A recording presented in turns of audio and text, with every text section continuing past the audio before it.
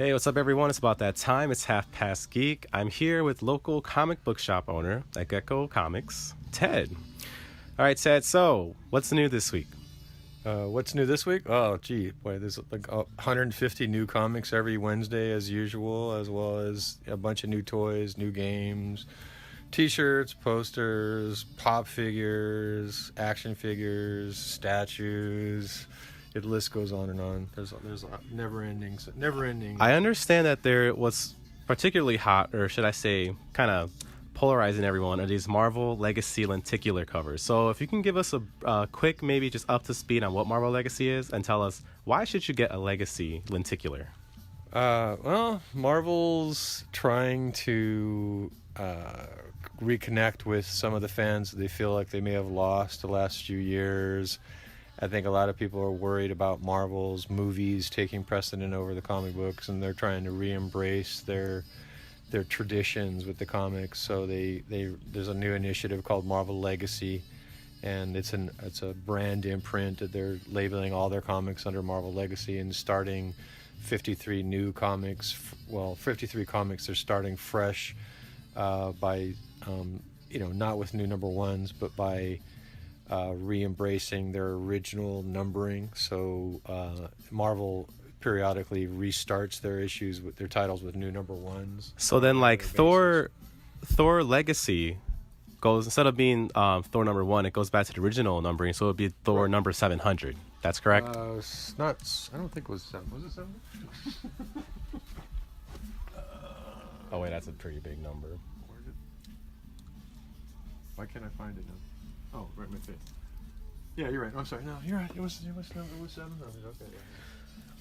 Yeah. So they basically Thor debuts in Journey into Mystery number 83 back in the day, and then 87 back in the day, and then he takes over the numbering of that title.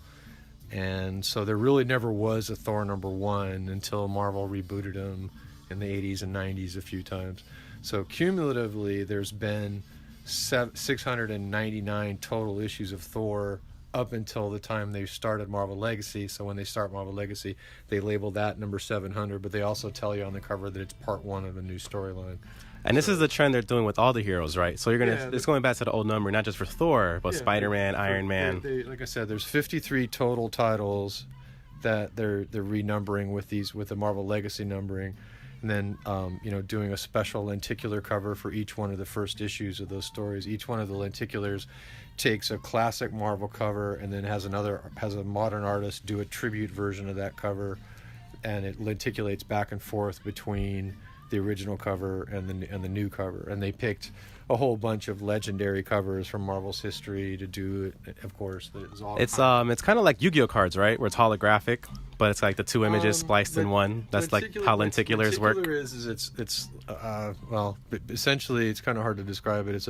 It's a beveled plastic cover that has little ridges across the edge of the cover, across the front of the cover, and then each one of the facets of the bevels have one image on them. So there's one image on the left side and one image on the right side of these little bumps across the cover. And then so if you look at it a certain way, you see one cover. You look at it in a certain other way, you see a different cover. And it's it's lenticular is the term they use to describe it, because it's if you depending on how sophisticated it is, you can do 4 or 5 different images there if you do it right. 3.5 inches. Well, not only lenticular covers, but I understand there's this new stamp. You can collect a total 52, 53. Right. Yeah. Marvel in the 70s had these Marvel value stamps that they would put inside their letter pages, so you could cut the stamp out of the comic itself and collect them in little books that they provided. And if you collected all 100 of them, you were able to you'd be able to go to conventions. This is back in the 70s. You'd be able to go to a convention and get like a special poster or a print, or get a special autograph or something like that they gave away if you completed your entire booklet. So now they haven't told anybody ahead of time what they're going to do, but they've created stamp books, so you can collect all. If you do get all 53 of them, you can collect them and put them in the stamp book. And once you have a completed one, we're pretty sure they're going to have some sort of special thing that they're going to be able to trade it in for. Like So if someone wants this, if someone wants the stamp book, they can just come in here and buy Marvel Legacy anything, and then it comes with purchase for free. The Marvel provided us stamp books for free, and we have plenty of those if you want one of those. And then all the base covers of all the 53 first issues of the new Legacy storylines, all of the base cover ones have this value stamp inside the comic book. None of the lenticular covers don't have it inside. They tried to give like special extra value for the base covers, because I think people kind of understand that, you know, lenticular covers are going to be rarer and more collectible in the future, so they wanted to give people a reason to buy the base cover as well. So so to wrap things up, if you were to recommend, or how about this? Why don't you tell us, I don't know if you've read any, but what would be your favorite or recommended Marvel Legacy reading? I think Thor is outstanding. I'm a real big fan of the writer and the artist on there. The New Avengers was outstanding. That's bringing back a really popular writer to write Avengers, and the art is amazing. Moon Knight is probably a good choice, just because everybody's excited about Moon Knight showing up in the Netflix Marvel universe, and they're kind of counting on him possibly being the next breakout star. Punisher is it hasn't come out yet, but we know that he's going to be using the War Machine armor in the Punisher, and that's probably going to be next week or the week after. So that's one we're looking forward to.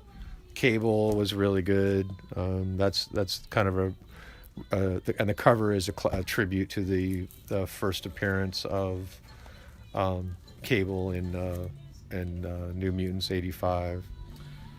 All right, well, everyone. 87.